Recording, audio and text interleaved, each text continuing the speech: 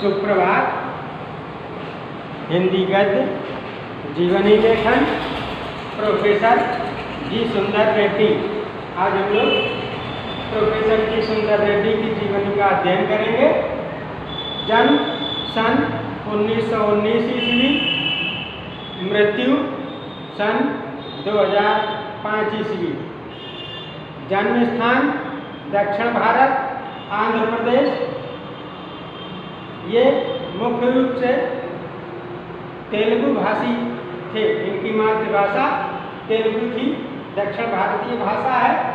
इनकी प्रारंभिक शिक्षा संस्कृत और तेलुगु में प्रारंभ हुई और उच्च शिक्षा इनकी हिंदी में हुई। आंध्र प्रदेश से, आंध्रा विश्वविद्यालय से इन्होंने हिंदी की शिक्षा प्राप्त की। जीवन परिचय। मूलतः तेलुगु भाषी प्रोफेसर जी सुंदर रेड्डी का जन्म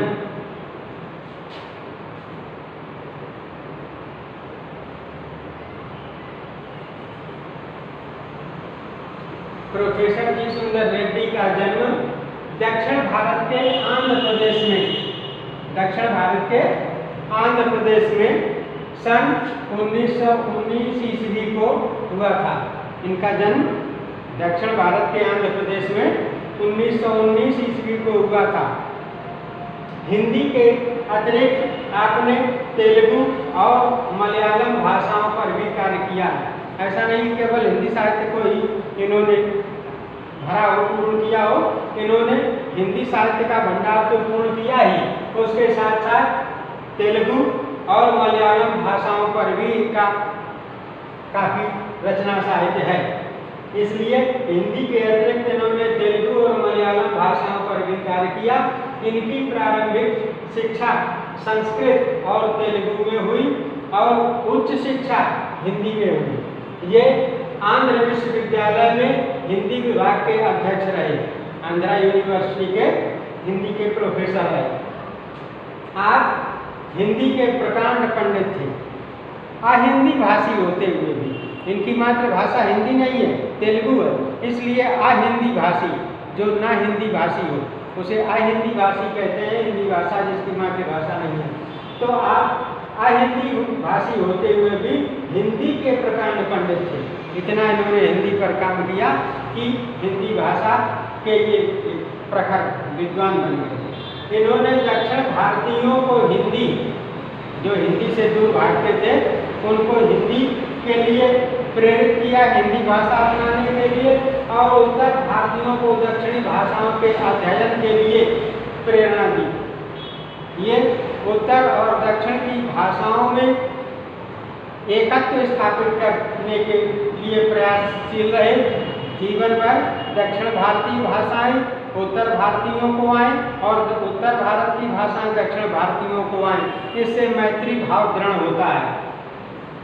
तो इन्होंने दक्षिण भारतीयों को हिंदी और उत्तर भारतीयों को दक्षिणी भाषाओं के अध्ययन की प्रेरणा दी।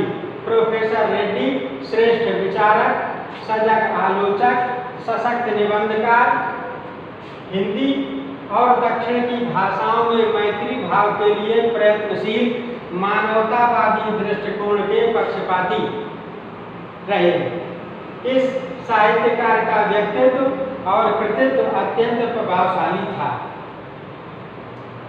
उत्तर भारत और दक्षिण भारत को जोड़ने के लिए भाषा के क्षेत्र में इन्होंने एक सेतु का काम किया है। इस साहित्यकार का व्यक्तित्व और कृतित्व अत्यंत प्रभावशाली था। इस उद्भट विचारक, समालोचक और निबंधकार का सन 2005 ईस्वी में स्वर्गवास हो गया।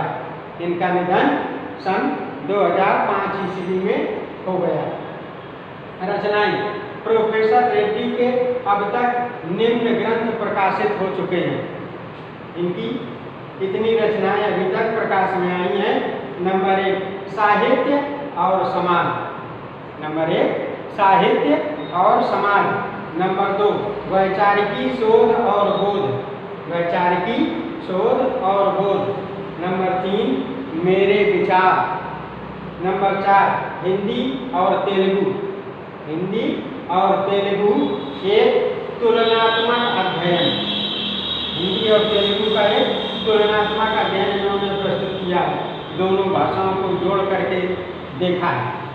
नंबर 5 दक्षिण भारत की भाषाएं, नंबर 6 बेलगु दारुल, और नंबर 7 ये अंग्रेजी का ग्रंथ है language problem in India, language problem in India, ये इनके प्रकाशित ग्रंथ हैं। हिंदी साहित्य में स्थान, प्रोफेसर जी सुंदर रेड्डी ने हिंदी साहित्य की सेवा करके हिंदी भाषी व्यक्तियों के समक्ष एक आदर्श प्रस्तुत किया है। जो हिंदी भाषी नहीं है उनको भी उसके लिए प्रेरित किया है, उत्साहित किया है। इन्होंने हिंदी भाषी व्यक्तियों के समक्ष एक आदर्श प्रस्तुत किया है।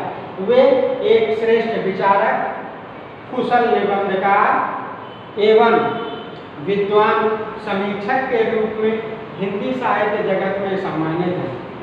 वे बहुत अच्छे विचारक थे, बहुत कुशल निबंधकार थे और एक विद्वान समीक्षक के रूप में हिंदी साहित्य जगत में सम्मानित हैं। तेलुगु भाषी होते हुए भी उन्होंने हिंदी भाषा के विकास हेतु अपना जीवन समर्पित कर दिया। तेलुगु भाषी, मातृभाषा तेलुगु होते हुए भी इन्होंने जीवन में जितना काम किया अधिकांश कार्य हिंदी में किया। तो तेलुगु भाषी होते हुए भी उन्होंने हिंदी भाषा के विकास हेतु अपना जीवन समर्पित कर सभी हिंदी प्रेमियों को प्रेरणा प्रदान की है। निश्चित रूप से हिंदी के लिए उनका योगदान अविस्मरणीय एवं उत्साहित करने वाला रहेगा। हिंदी भाषी साहित्यकारों का हिंदी के प्रति झुकाव होना, रुझान होना कोई विशेष महत्व की बात नहीं रखती है, जितना कि हिंदी भाषी होते हुए भी इनका लगाव हिंदी से रहा है। ये हिंदी भाषी लोगों के लिए उत्साहित करने वाली बात है।